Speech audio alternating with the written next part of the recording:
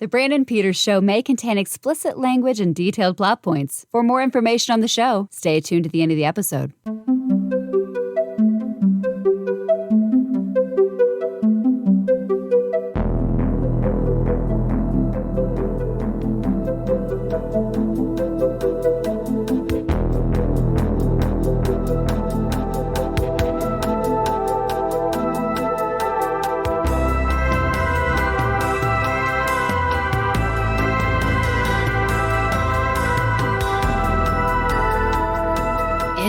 Where Brandon has a show, here he is.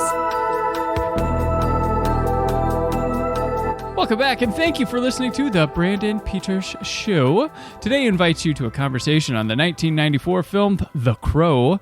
To join me for that, I'm excited to have return to the show freelance writer whose work you've seen in such spaces as Esquire and InStyle, and the creator and host of The Adult Spelling Bee, Danielle Sepulveres. Hello. Hello, welcome back. Thank you. Good to be here. Glad to have you return. I had one of my favorite conversations on Working Girl last time, so yes. I was like, instantly on the welcome back. Actually, pretty much all my guests are welcome back. I haven't had a bad one yet, so that's always good to know. That's pretty good. Not in case any of them are listening or like, hey, I thought I was your favorite, Brandon. Yeah, they all hear that, but some of them more than others. But we'll keep that to me.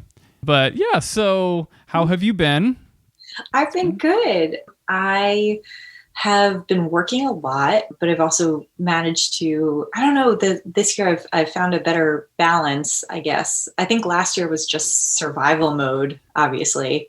And this year with things opening back up and going back to work and the world becoming more accessible in ways, again, that it wasn't, makes me feel a little bit more focused, a little bit more inspired, a little bit more motivated, I guess. It's nice to feel that way because last year I think we were all just kind of like, I don't know when this ends. I don't know what's coming next for any of us. So it's, as much as we are not, out of the woods just yet, it does feel like we're attaining some sense of normalcy. And with that has come some of my creativity back. So that is nice. That's good to hear. That's really good to hear.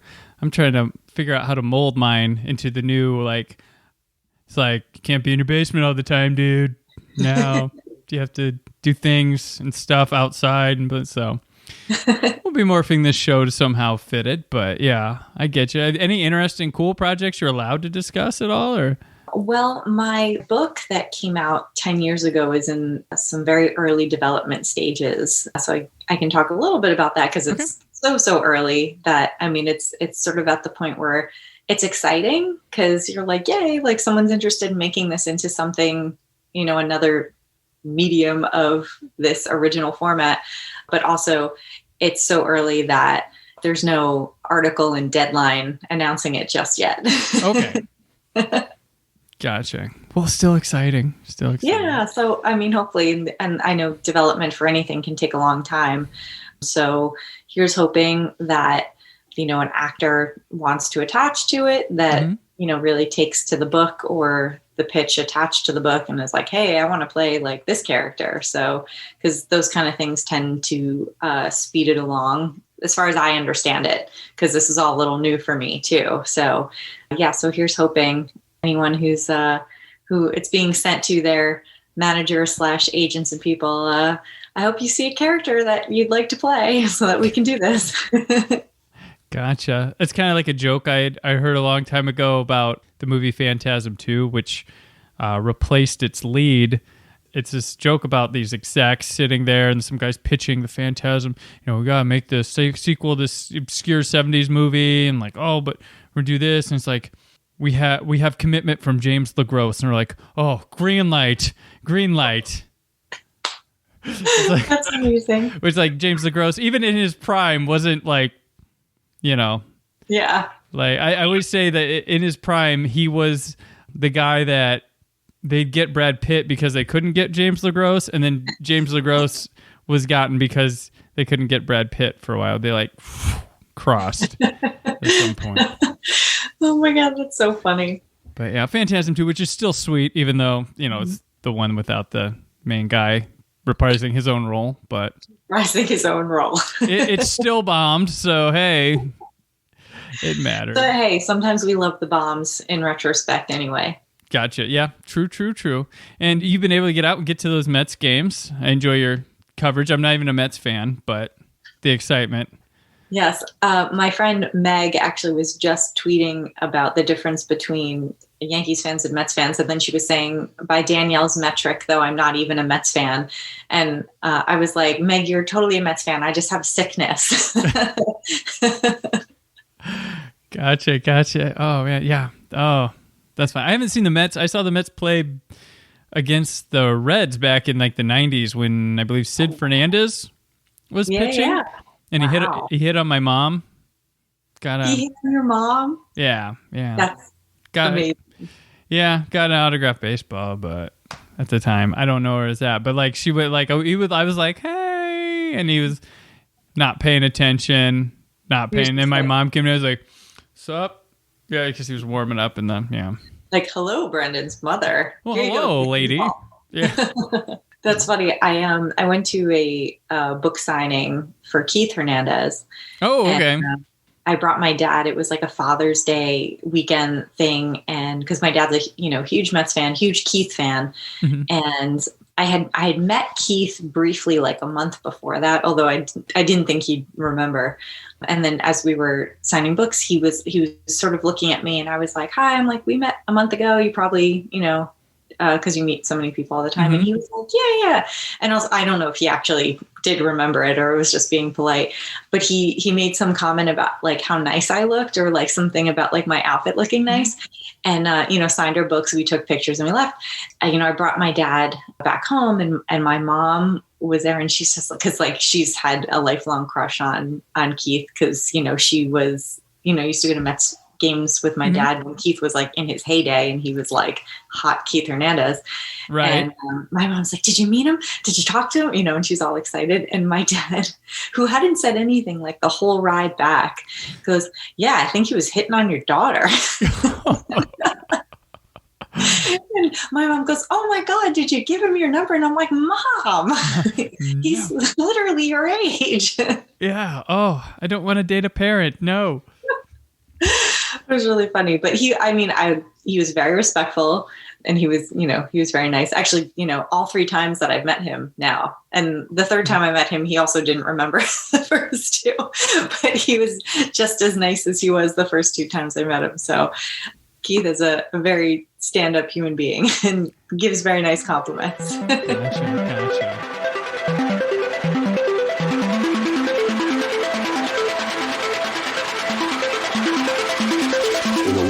Without justice, one man was chosen to protect the innocent and to make the wrong things right. It's not a good day to be a bad guy. The film the critics are calling dazzling and fiercely hypnotic. Bye-bye, Bertie. Brandon Lee is sensational. A triumph. Brandon Lee. I love you. The Crow. Rated R. Now playing at theaters everywhere. The Crow is directed by Alex Proyas, written by David J. Show and John Shirley, based on the comic series by James O'Barr, and it stars Brandon Lee, Michael Wincott, Ernie Hudson, Rochelle Davis, Bai Ling, David Patrick Kelly, Michael Massey, Joe Polito, and the great Tony Todd. It's about a man brutally murdered who comes back to life as an undead avenger of his and his fiance's murder. You just mentioned to me before this is like top 5 for you all time. Yeah. Top 5. Let me hear this. You know what? It's such a tight script and it's so well executed. Like everything about it. Like I know I was telling you before that I just rewatched it again. I try to watch it a couple times a year in general, but because, I think about it so much like you do with your favorite movies, like, certain scenes pop in your head, certain things of dialogue. And Brandon Lee is so perfectly cast as Eric Draven / The Crow. And it's just this like perfect revenge film where the first time you watch it, you're not totally sure where it's going. You're like, he's going after these people and he's going to kill all these people. But, spoiler alert, in the end, like you have these great fight scenes and you have these great shootouts, but the fact that he kills Michael Wincock by literally just instilling him with the memory of all the trauma and all the pain of what he caused is something that makes it a little bit different than your typical like movie based on a comic book. Because you always get the fight out to the death, and you always get like, you know, the sword fight or the gun fight or the, you know, good old fashioned like beating each other with your fists. And so I really like that moment where he uses the memory that actually Ernie Hudson had that he saw through Ernie that he kept and then used it to save his life. Well, to sort of, he was already dead, but you know what I mean? To like to sort of save his life enough to like get back to the cemetery. Right. I mean, it's like supernatural death wish, but instead of just like going and just kill, I mean, he kills the whole gang, but like they're idiots or whatever. And he gets to the head of them and he's really like, this is what you did. Like it really feels like someone getting their justice, their comeuppance, their judgment, their, you know, everything, and feeling it, which is more than just stabbing or shooting. And it's much deeper than that. It is. And it's so satisfying. Like you just said, like there's just something about that you're like, yes, this is justice. You just feel like in the end, you're happy that, you know, they're clearly like reunited in death. Him and Shelley, they're the girl, their skateboarding little teen punk that they keep an eye on. I feel sort of sad for her, you know, because she's like all alone in the world. That's one of the things I love about the cinematography in it, is that it shows this very lonely city. And it's very dark and very, you know, scary and unsafe city. And, you know, and she's just like wheeling around in it, and she had these two people who looked out for her, and then they were both gone like in an instant. And her, you know, she has her drug addict mother, who, that was also kind of a wild scene. I still remember the first time seeing that, when he holds her arm and I'm like, what is he doing? What's he doing? And like the drugs come back out of her arm. And I was like, this is so wild, this movie. And he kills Fun Boy. Right. But he saves Darla and is like, your daughter is out on the streets and she's looking for you. And it's wild that, you know, he's this superhero in a way, and that, you know, he's righting wrongs and like killing the bad guys, but he's also like somehow has like the mind control to like set this woman straight and be like, what are you doing? Like, take care of your daughter, because I was doing it, but I'm not here anymore. Yeah, he can save as much as he can avenge as well. Yes. Like there's so many scenes that are just like perfect but in like different ways. And I was trying to think before this, you know, what my favorite scene is, which is really hard. It's sort of one that converges into a second one. And it starts with when he goes to the pawn shop. Oh yeah. And he's, you know, questioning that sleazy pawn guy, and he's like really about to torch the place. And the guy's like, take whatever you want. And he's like, thank you. But like, cause you know, he's not interested in that, but it's just, he just nailed this sort of those like moments of levity where someone's about to die and he's completely in control. And, but also just, I don't know, he's just a little bit irreverent about it. Like, you're going to die. You contributed to the death of so many people, or like all this stuff in your case was stolen from good people by criminals. And you encouraged that, you supported that. And then when he leaves and Ernie Hudson pulls up and they sort of interact for the first time, and Ernie Hudson is like, he goes, move and you're dead. And he goes, and I say I'm dead and I move. And it's just like, it's almost poetic. Yeah. Just the way that plays out, because like almost immediately, like Ernie Hudson is like, knows like not to shoot him for some reason, you know, and like doesn't. Right. And they have that whole conversation, and he's like, sit over there. And, you know, and he does, but then he, you know, completely disappears. But it's so, I don't know, like, I love that introduction of him. It's like, you know, they always say with Gordon and Batman, right, and how they become allies. Like it has like that feel of they do this little dance with each other, and then they realize that they can work together. And yeah, I think that's my favorite. And then probably my second favorite is when he shows up to that meeting and jumps on the table where they're all sitting at the table, and like that like goes into complete chaos. Like that's a really fun scene. Oh yeah. There's a scene like that opens up the Punisher war zone, if you've seen that. Yes. Right? Yeah. So I wonder if it was probably lifted from a comic, but still. But yeah, it's really, and Lee mentioned in that scene where he's talking about I'm dead and I move and whatever, like you really see him turning a corner as like someone who could carry a movie and had some charisma. That I've seen some of it, like Showdown Little Tokyo. I love it, but he's not really jumping off. He's okay as a goofy foil to Dolph Lundgren in that movie, but he really wasn't captivating. And this movie was possibly going to be straight to video when he was alive shooting it. And then they started and they're like, I think he can carry. I think they can do this theatrical. So it switched gears, got a little more money, and then he died. And then Paramount all of a sudden said, we're not going to do this anymore. And then Miramax came in and saved it to get finished. But it wasn't going to be straight to video based on what he had done before. But he really comes to life in this movie about a dead guy. So it's kind of... It's really just... on some of the scenes, because, rewatching it now, because I've been looking at it through sort of like a different lens, I guess, as an older person versus, the first few times I watched it so many years ago. Because, like it came out in 1994. Mm-hmm. So I guess I was like 13 when it came out, 13 turning 14, something around there.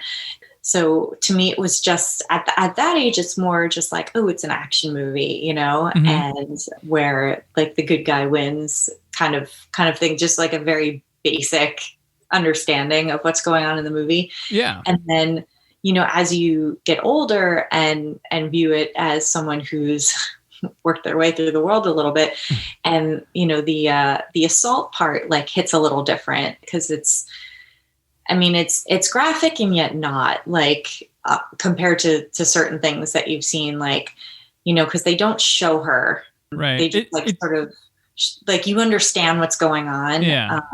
But they don't show her, which I think was actually a very good choice if you're going to go that route.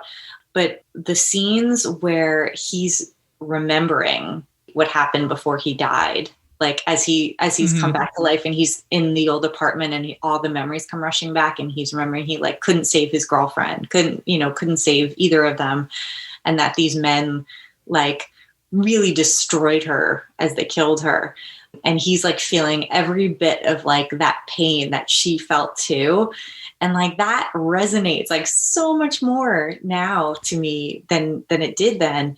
It makes me think about how they've been trying to like make another Crow movie for a really long time. And it keeps getting held up. Like they've had different people attached, different directors attached. They've had a script and the script got thrown out. Now this new script. And I think the latest I had heard was like, I think not since like something like 2018 was like the last I heard that something mm-hmm. was happening. And then that stalled out too. So I don't even know if it's even happening, but I was like, if they're going to do it again, because I genuinely, I would see it for sure because right. I love, the mythology, the whole, storyline of the Crow. But the 1994 one is so perfect to me. I would actually consider watching one where she actually comes back to life instead.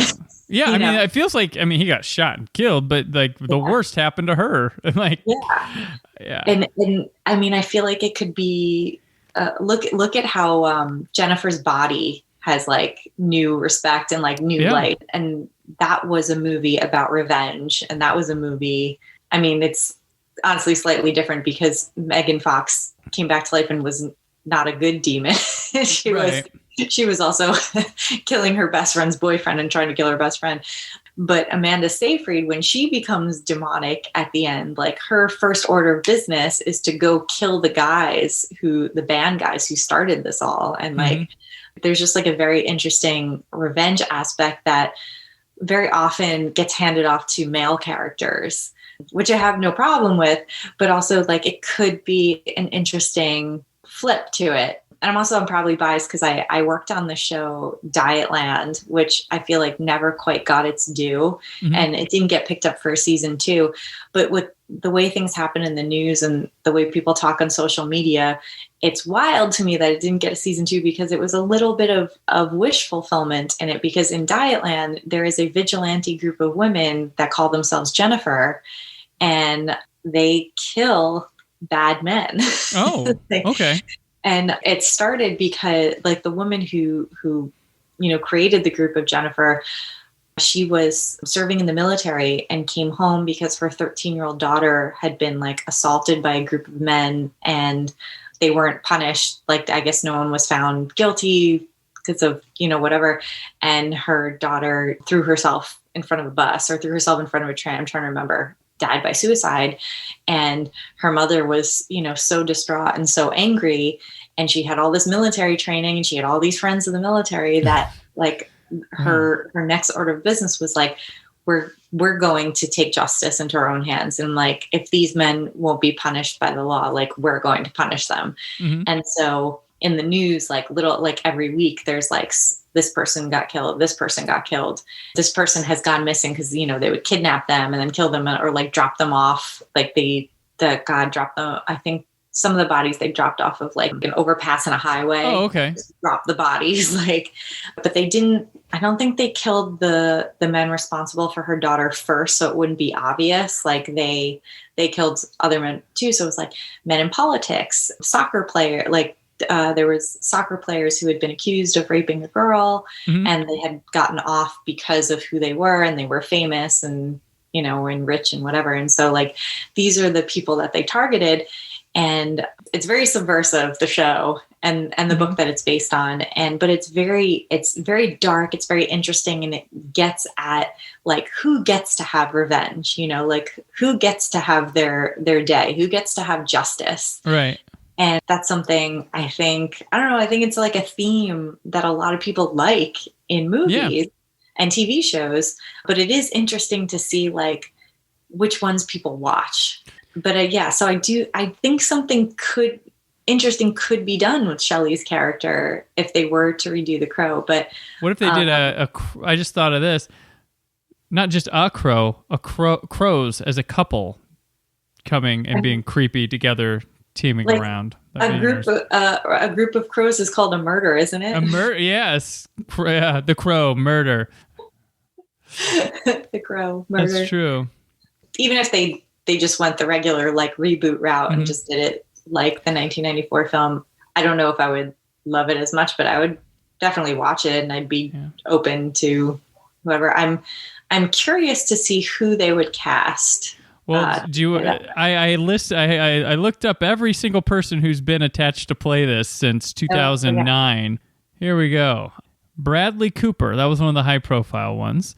That was seen. That was like he was attached to it for like a year or two. I mean, I love him, but I don't see him as some of these I don't know. Mark Wahlberg, Channing Tatum, Ryan Gosling, James McAvoy, Tom Hiddleston, Alexander Skarsgård, Luke Evans, Sam Witwer, Nicholas Hoult, Jack O'Connell, and the most recent one was Jason Momoa, who left it in 2018.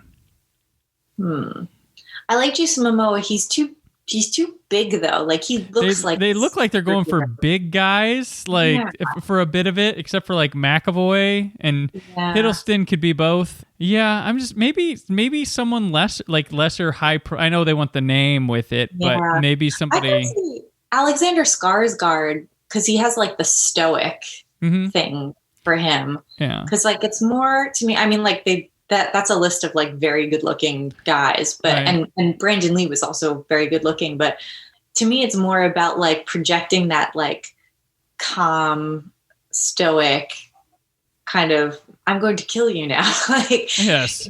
And I don't know, like Bradley Cooper has like a warmth to him in like the stuff that he plays. I just don't see it. But also, he'd be too old now too. I think some of them were at times where they just wanted to latch to a franchise. Oh yeah, and that was the first thing offered. we got to remember though, like Vincent Perez, Eddie Furlong, Eric Mabius, and Mark Dacascos have all played the Crow as well, because this is a franchise that I don't think maybe should have been franchise. I don't know. It wasn't that successful to be continued, but we got a theatrical sequel, which earned this movie made $93 million. It was a surprise hit and a big hit. So they got Crow City of Angels, and then got 2 straight-to-video movies and a TV show out of it. So I've only seen the Crow City of Angels, but it was long ago. I think I may have rented one of the straight-to-video ones, but I couldn't tell you a thing about it. Yeah, I definitely didn't see the straight-to-video ones. Which had like Kirsten Dunst in one, Jodie Lynn O'Keefe, David Boreanaz. Like, there's some named people in these. Yeah, I didn't get to see that. The City of Angels, I don't think I ever finished watching it, but I should go back and try again. It's on HBO Max. No, all right, I will check. Which I swear to my listeners, I'm not sponsored by HBO Max as much as I talk about. A lot of good stuff on HBO It's my favorite streaming service. So yeah, and I would think an important thing when redoing The Crow, this is such a era, and I'll spin it back to the movie itself. It's such an era specific. Like, this is a grunge goth staple of the 90s. Like, you want to put make a collage scrapbook of the 90s, The Crow goes somewhere in there for sure. And absolutely. I would try to make it I think the idea would be to try to make this dark brooding thing. But if that's not, you need to make it fit of the time. You need to find a music fad of the time to build on and go with that. And because I think that's just as important to The Crow. It lends it its attitude. It lends it its look, its feel. And I think you should do that if you're remaking The Crow. The City of Angels was allowed to do that because it's of the same era. But it's very informed by it. And it's got such Alex Proyas, who this is his first feature film. He'd done some music videos and stuff. He had this...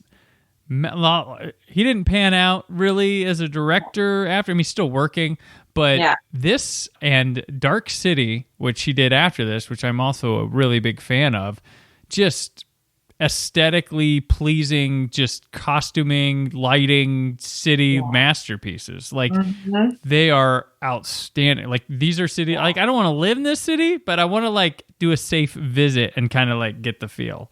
Yes, exactly. Like, definitely don't want to live there.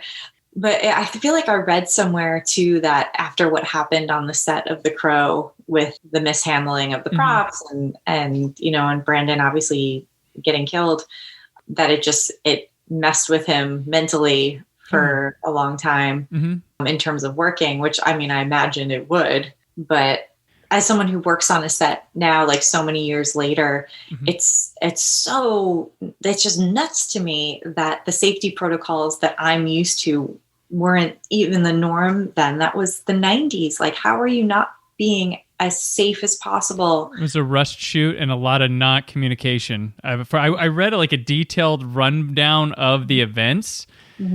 And it's just this guy switched this, and then this wouldn't go with this, but they didn't have time to go order this and this, and somehow there was a dummy bullet or something that should have been switched out, was switched out, got put in, got locked in a chamber while other ones were not. Yeah.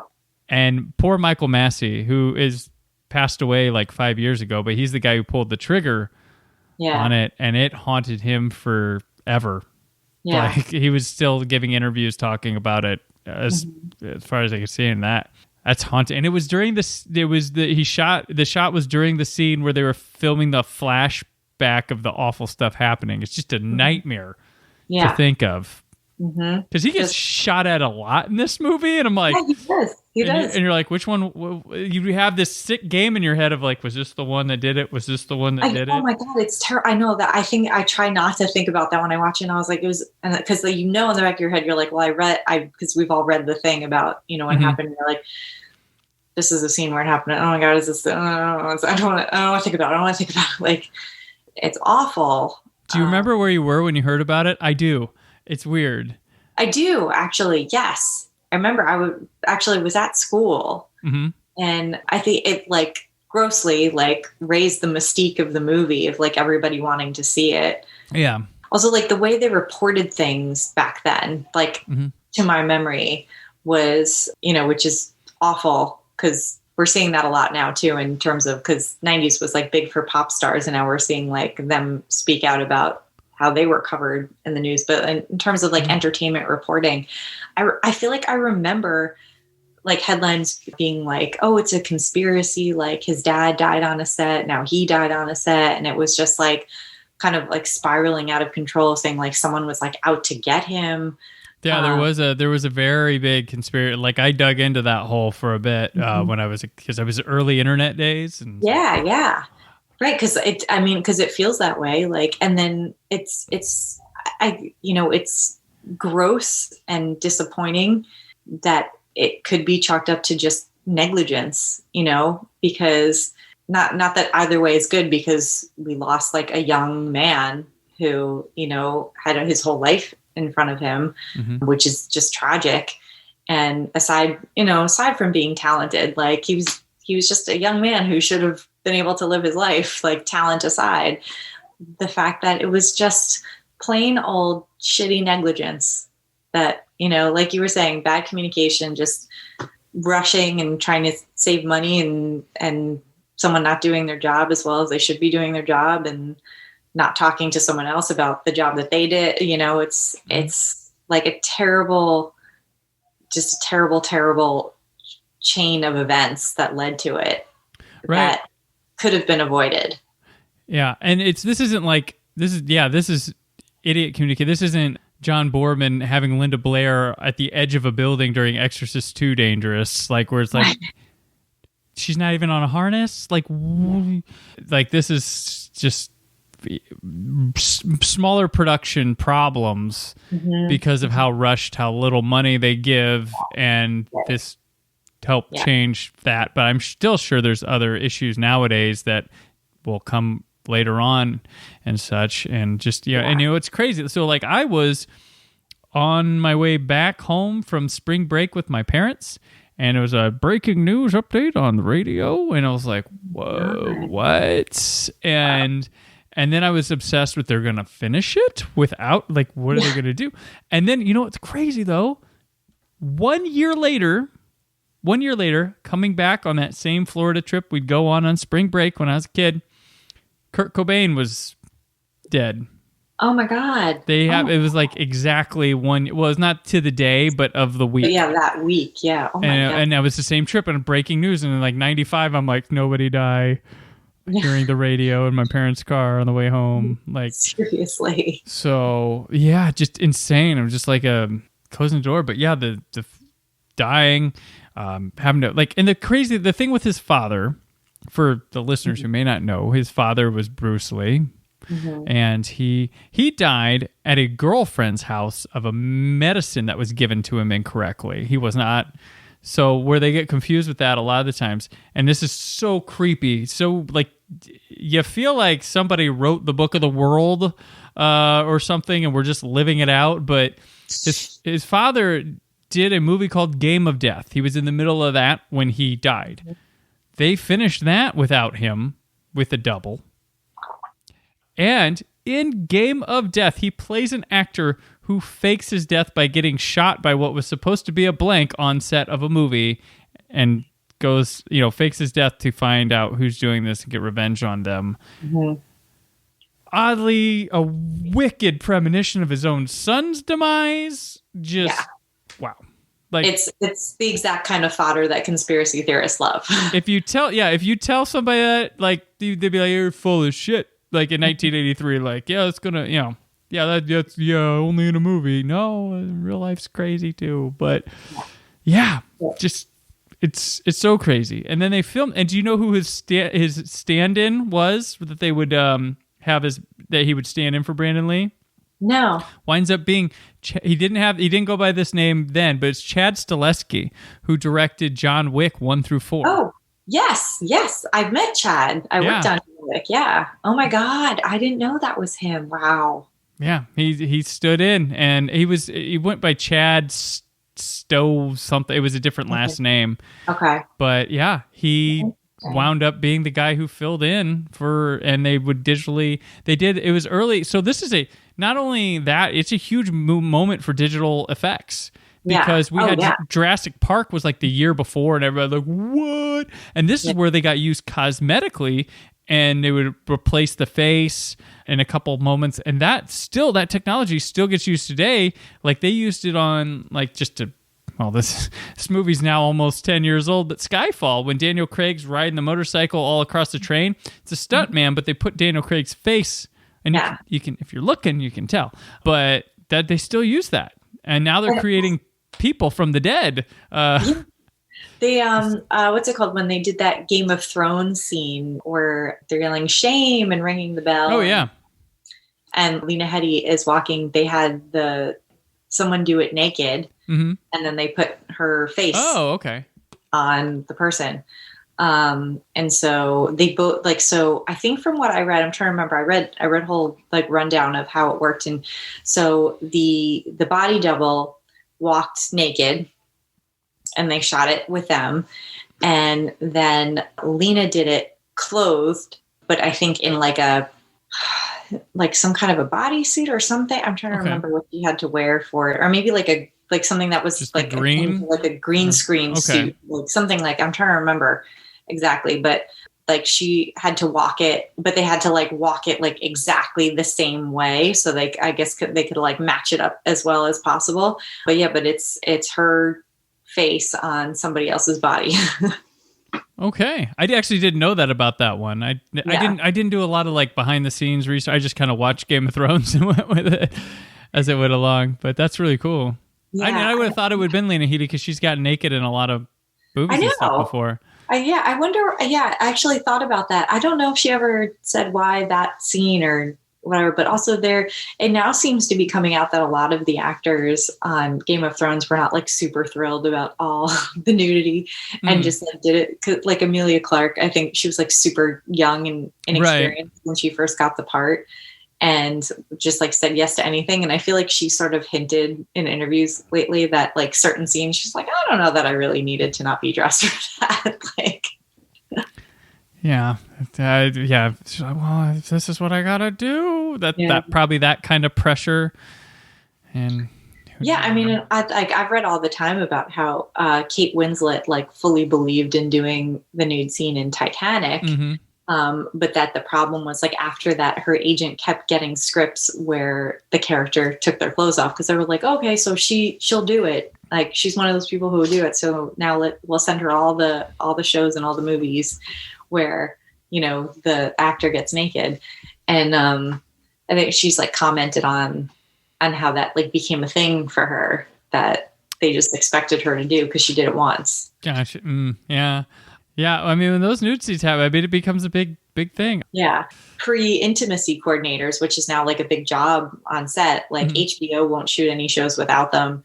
And I think Showtime and a lot of the other cable shows, because I mean, I know they work on network shows too, but network shows aren't doing as racy of scenes. SNL did a sketch with an intimacy coordinator, I think. I think they did. I think.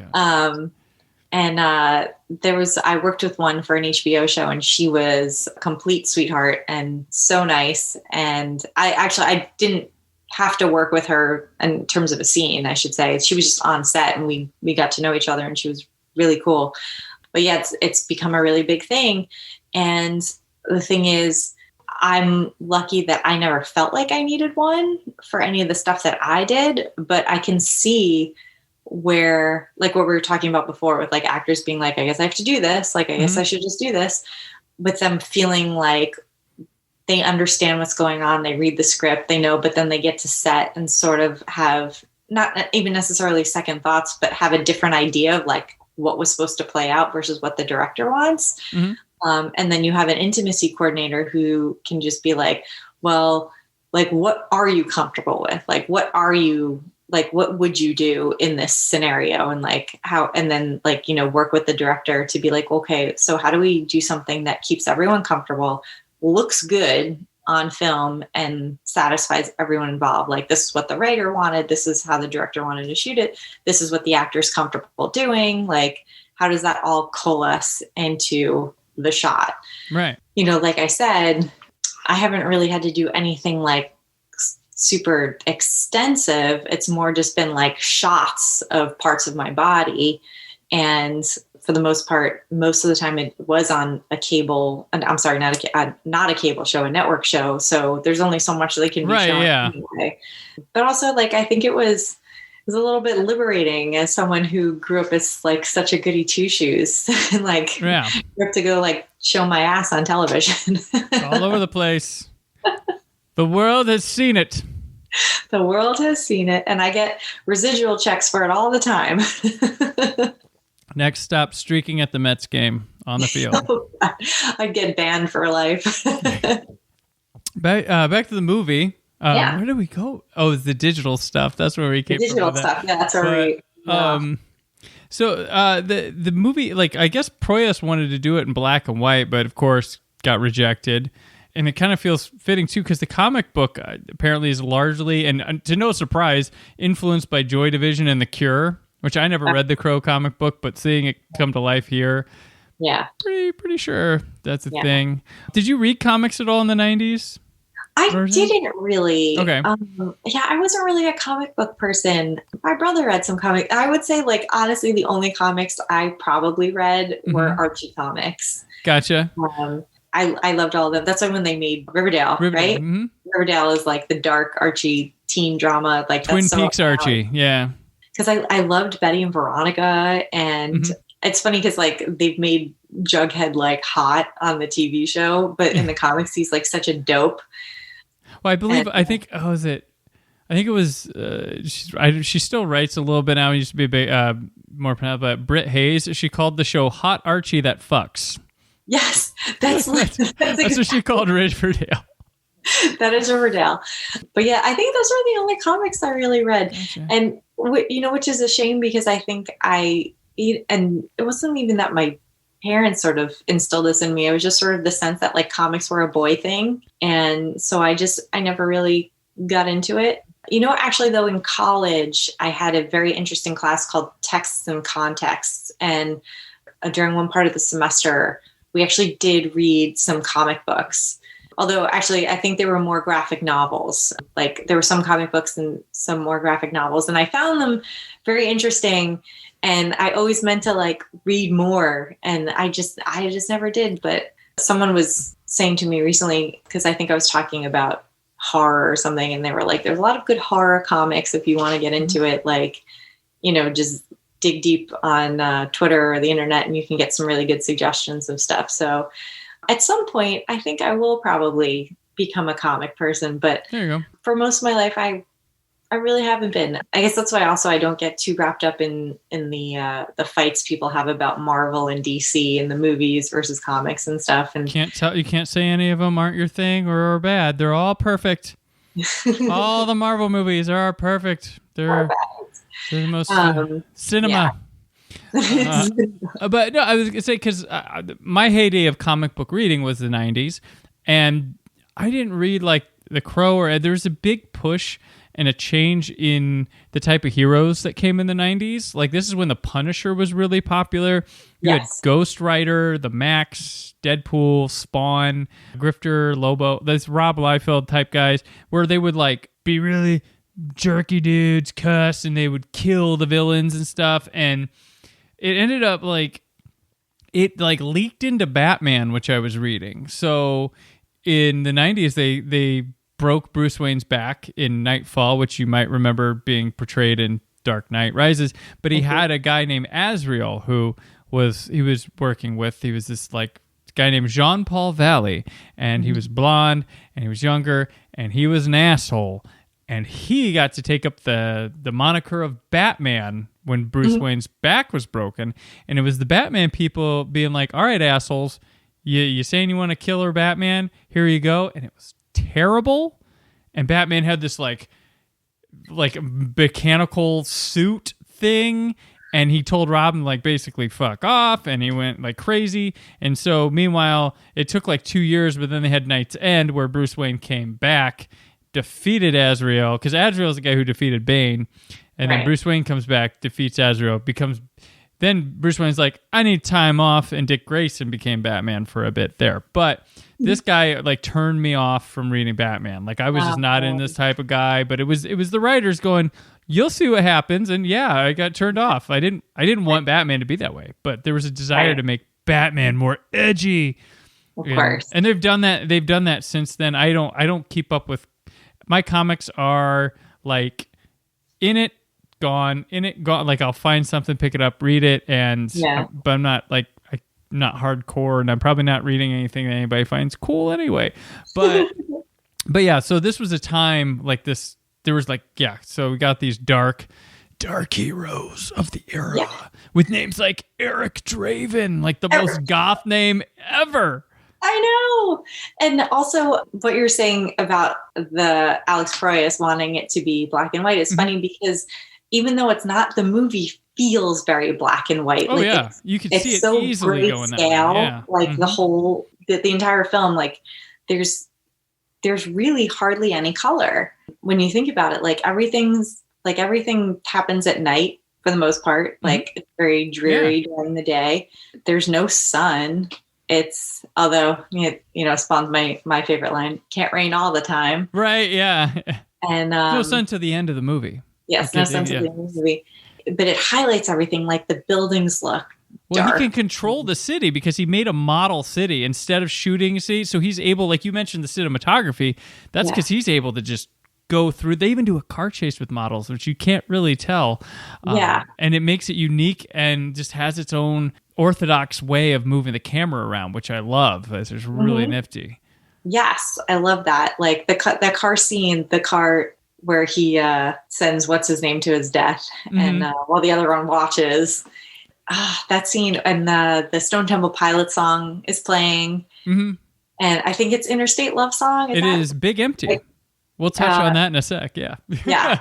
And it's so perfect because, like you were saying before, like the music of the time and where the city is, and that it's raining all the time, and it's grunge, and it fits that whole aesthetic. And then a Stone Temple Pilots song comes on, and you're like, this movie is perfect. Yeah. Like the soundtrack it's a staple. Like it was. Had Stone Temple Pilots, The Cure, Nine Inch Nails, Rage Against the Machine, Violent Films, Rollins Band, Helmet, Pantera, Jesus and the Mary Train, all on one album. Yes. I remember actually I bought the soundtrack. Yeah. So we'll talk about Stone Temple Pilots in the next one, but Big Empty was huge. Like that song just hit me when it first came out because I was like, not that into Stone Temple Pilots, and then that song just hit me. I was like, these guys rock. Like, and this wasn't supposed to be the song. No, it wasn't. They had to yank their old one from when they were called Mighty Joe Young, called Only Dying, and they're like, that's not appropriate. So yeah, I got scrapped. And Big Empty, a song that the first single from Purple, and I was like, when I heard it, like, because I used to have this little station that would play alt rock after 10 p.m. And this came on there, and I was like, well, this is Stone Temple Pilots. And it's like, damn, this song's really good. And then they use it in the movie, and it's just simple little card. Like, I'm like, all right, I wanted to, like, mean something. But yeah. I mean, at the time, too, like, I think everyone in my age group who's, like, too cool for school was just like, oh, they just stuck the Stone Temple Pilots song in there just to be, because, like, they're cool at the moment. But, yeah, I loved Purple. That was a great album. At the time in the 90s, like the main music we all listened to, because we weren't quite yet at the Britney Christina boy band, like pop era. It was like Pearl Jam's 10, Pearl Jam's Versus, Corduroy. Vitalogy. See, we're in the corner of like grunge was about to start going away and becoming Alternative Nation, which became like, which I talked about it with earlier this year on an episode, which was just like a vomit bucket of just like all these music styles that why would they go to, like, why would swing music be followed with Limp Bizkit? It's alternative. I know. It was so weird. It was a weird time. And then I remember like our friend, we had one girl in my friend group who was like obsessed with Pearl Jam, and I always really liked Pearl Jam. Then I think they were initially like my favorite, partially just because like I think I knew so many of their songs. So it was like Pearl Jam, Stone Temple Pilots, Smashing Pumpkins. I mean, those were like the top three, I think, because they were on the radio all the time. Like in like because the radio station that everyone listened to around here at like 9:00 every night had a top 10, and they were all over it. But I'm trying to think. I mean, like, yes, Nine Inch Nails, like, loved, and Nirvana. Oh God, the album names too. Like, what was the Smashing Pumpkins one? Melancholy and the Infinite Sadness. The double album. It's like the best double album. Yeah. I know there's the White Album, but the best double album of the 90s, like that thing, I wore that thing out. That was Smashing Pumpkins were my first concert. Really? I ever saw it too. Yeah. Oh God, yeah, I loved them. With Garbage, they opened for them.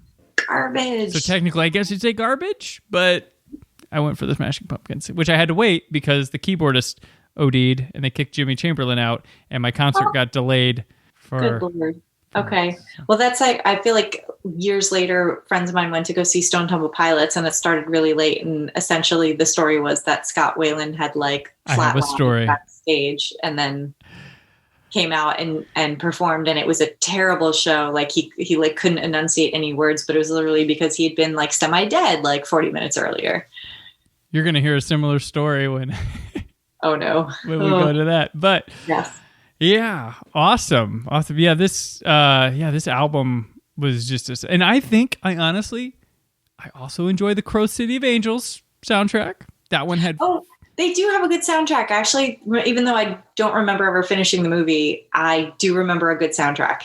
It had the whole cover of Fleetwood Mac's Gold Dust Woman, which was pretty rad, and Filter had a good one on there. It was a cool album. It's not quite have the legacy of this one, but it's a nice compliment to it. Yeah, that came out a couple years later. I've always said, if I become successful enough that I don't need to body double anymore, I want to get a tattoo. And that tattoo I want to get is like on my ankle that says, "It can't rain all the time." With a little. There you go. That's awesome. Mm-hmm. Excellent. So one day, hopefully, I will be able to get that tattoo.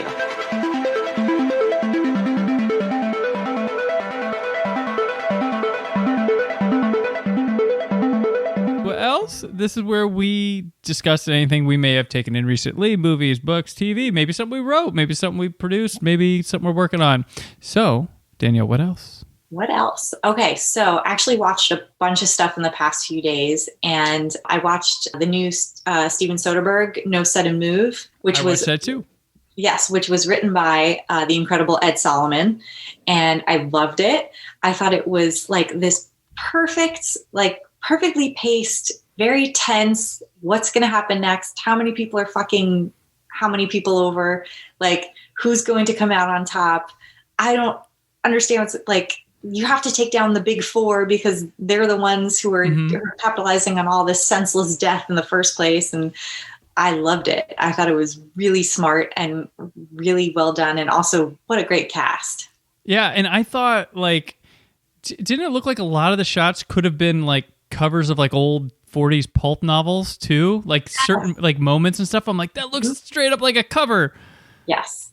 Like there was one of like Amy Seimetz with a gun in her face. Like, yes. Like, oh my God. When I started noticing it, I was like, wait, that's a cover. That's a cover. That's a cover. That's a cover. That's a cover. Yeah. And there's a lot of, I guess also like there's certain scenes that looked very like sepia toned that just sort of had that old school look to it. I mean, I love the cars. I love old cars in period pieces.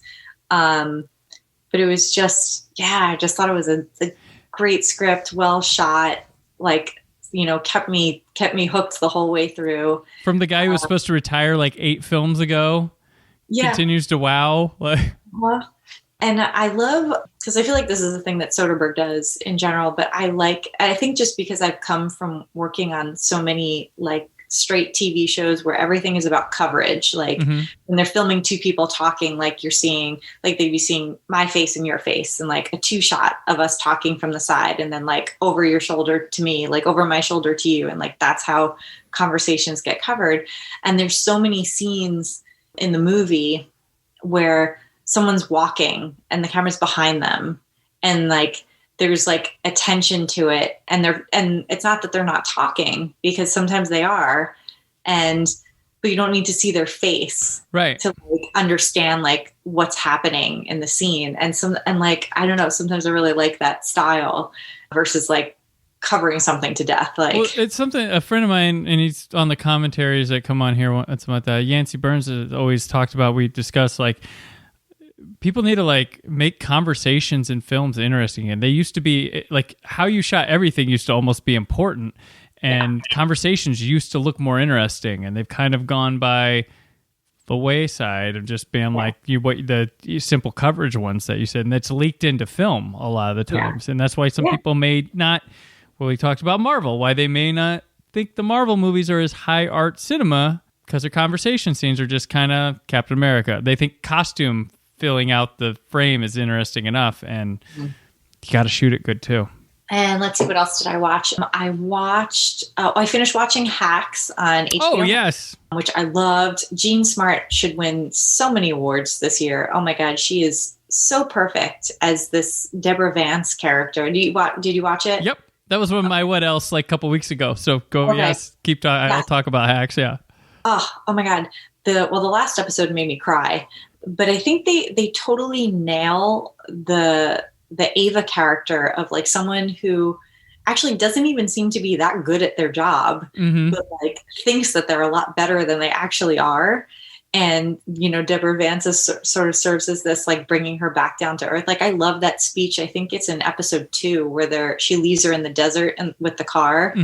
And she's like, I'm actually good at my job. And Deborah Vance is like, that's like the baseline. Like, it's you need to like be amazing at your job, and you need to like continue to do it like for years, and it only gets harder. And I just sort of love her whole, maybe that makes me sound like an old grouch, like in terms of like, oh, you have to like pay your dues, because I don't mean it that way. Well, no, she's someone who was told they were amazing once and think they just stay amazing all the time. You have to continue to deliver. You were amazing for that, but now you got to be amazing for these things. Yes. And like, she doesn't do any research when she like goes for this job interview. She can't get hired anywhere. And like, she's like pissing away her one chance to get hired. And it's wild to me that, I mean, I'm sure they're going on purpose, like entitled Gen Z character, you know, because that really gets driven home, like that she doesn't even like look up this woman. And also, how does a TV comedy writer in LA know so little about stand-up? Like, she knows nothing about stand-up, and she goes out there and she thinks it's like awful to be going to like a world-renowned Las Vegas residency. And she's like, oh, I'm like this, like, I'm too good for this. And I'm like, that's like a dream job for a lot of people. Like, what are you doing? And so I think I think they in a way make her very unlikable for like the first few episodes. And I think that's purposeful, but it's interesting because I think, you know, in season 2, maybe we'll see her develop into a good writer, like that. She could, you know, I think there's like potential that she could be a good writer, but she's actually not that good right now. And I like they have that daring writing of the show to leave it in such a cliffhanger that's going to be a mess to unravel, and for like, we'll figure it out season 2. Yes, I like that. A lot of people play it too safe, but this one, like the show Succession, guns it for that finale, and they're like, we'll figure it out when we get there. And I love that. Exactly. I love that. And then the third thing that I watched recently was this new show called Sex Life on Netflix. Okay. With Sarah Shahi. She's the main character, and it's based on a book. So like, it's actually like a somewhat true story. And so that's a wild show. Have you watched that? No, I have not. So I'm 2 for 3 on your. Okay. It's interesting. It's straight up pornography. It's like, oh, every episode is just like Sarah Shahi's breasts are just there. And there's also, if you Google the show, like most people will be saying there's a lot of headlines that are like that moment in episode 3, because that moment in episode 3, there's a full frontal on a man, which, you don't usually get to see. A lot of sex, hence the show title, Sex Life. But I actually think it has some interesting things to say about relationships and regrets and marriage and reconciling like your past with your present and like, adulthood decisions you've made and like, things to that nature. I don't want to give away too much in case you want to watch it, but like there's like soapy outlandishness, but there's also some really interesting things going on in the meantime too. Like I do hope they get a season 2 because I am curious to see where it goes. It definitely seems to me, I usually try to wait till I've finished watching something before I start reading all these articles and reviews and stuff. So I don't want it to like color what I'm inform me like how you're going to, I do the same thing. And so I only just started reading some stuff today, and I kind of want to read more, just because most of the stuff I read today I was just curious about the book that it was based on. Cause I'm like, maybe I want to read the book now. Mm-hmm. I think a lot of the purpose was to explore female desire and how that plays out, and how we don't really get to see it that much in terms on TV and in film, where you like the woman who's thinking about stepping outside her marriage. Usually that's like straight to being a villain. It's like, oh no, this woman's a cheater, she's a terrible person, like she's about to hurt someone, even if you don't even know who the husband is in whatever you're watching. And instead, this seems to take that trope of like a woman who's fantasizing about another man and tries to make you understand why, versus, immediately. There's countless male tales like that. Yeah. Right. Because like there's plenty of things where you're like, I forgive the guy because like he really loves the woman that he's about to be with. And in this, it's more like, I empathize with her because she's not sure she made the right choices in her life. But then, and even when you get mad at her for certain things, you don't hate her. You're just like, like communicate with your husband, or like, don't call this guy back, or, it's more like, because you like her and you like want her to be happy. Mm-hmm. And I think that's a fine line to walk with a plot like that. So I think in that respect, if I feel that way, that means it was well done. I'll have to check that out. It was not on my radar, but now it is. What else is, I'm late. I'm a bit late to this party, and when this drops, it'll probably sound even later to this party, but Mayor of Easttown. I finally got through my things to get to start that and finish it, and it's really good. It's like, it's that typical Twin Peaks formula of young girl murdered in a small town type, but done really well. Like that's, I don't care if you knock off things off, be your own, and it's got its own flavor. And she's a awesome character. I really liked Mare. I'd watch her do another mystery, but how much can you have in a small town? I don't wish ill of that town to come to life again for me to watch their townsfolk, their population go down. But and I'll tell you this. So I was watching. I was like, I'll watch this slow. So I got to one night where I went 5, 6, and 7. Like I went right through the end. And then the 7th one, I was like, all right, well, I was late at night. It was probably like after 1 in the morning. I was like, all right, I'll just watch it till they cap off that cliffhanger, and I'll go. And I'm like, oh damn, there's more to this. I like 40 minutes to wind down and see everything go. I was like, all right, we'll just stick this out. And it was really cool. I really into it. Great, cool cast. Great cast. Yeah. Yes. You have, big Guy Pearce fan, and Evan Peters has a nice, interesting role in there. Just a lot of, I like the inner working drama. So yeah, Mayor of Easttown.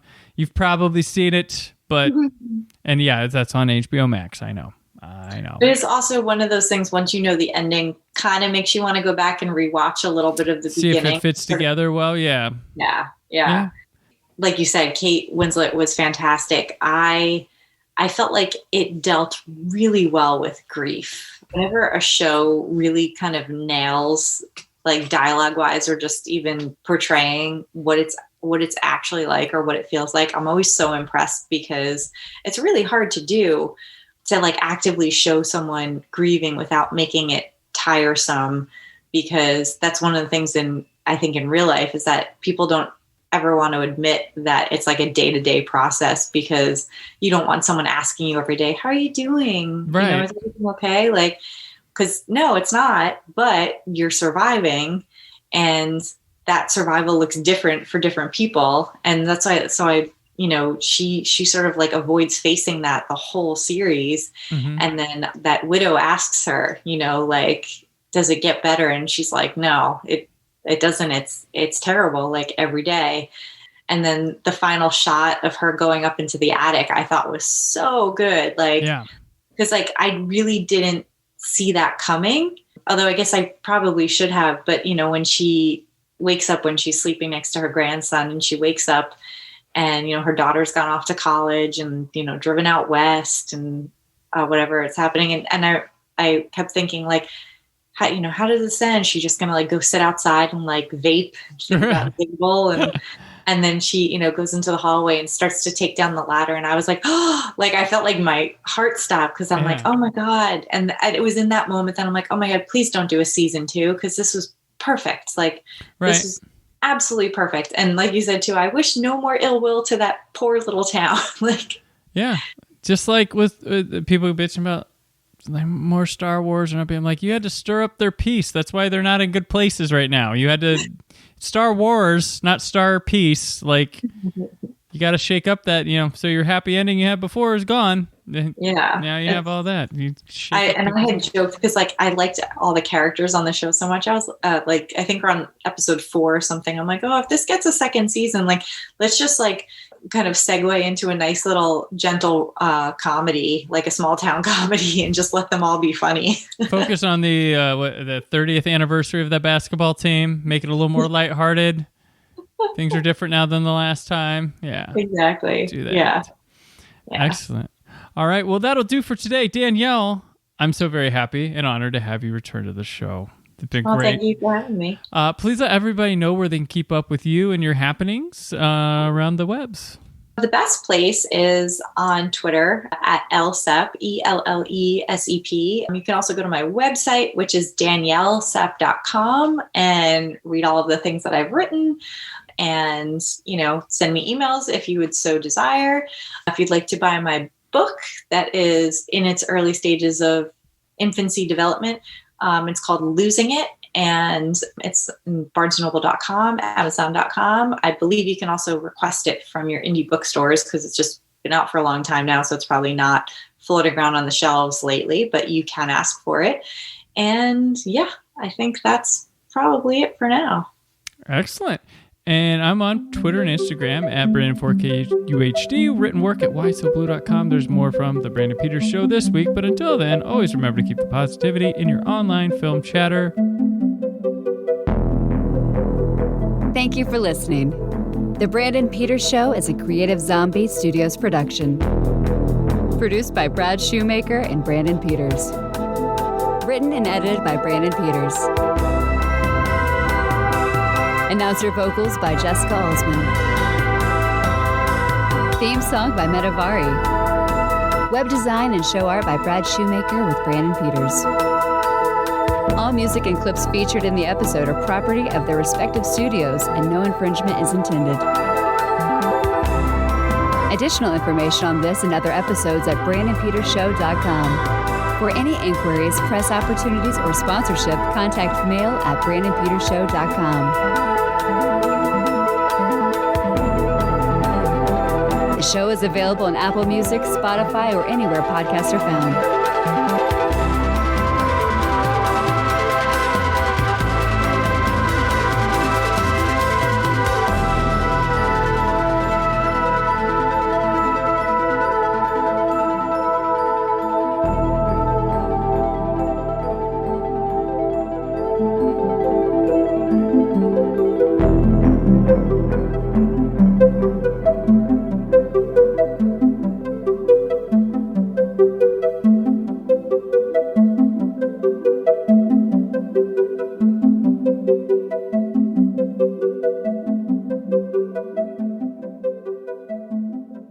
thought the police always said freeze. Well, I am the police. And I say don't move, Snow White. You move, you're dead.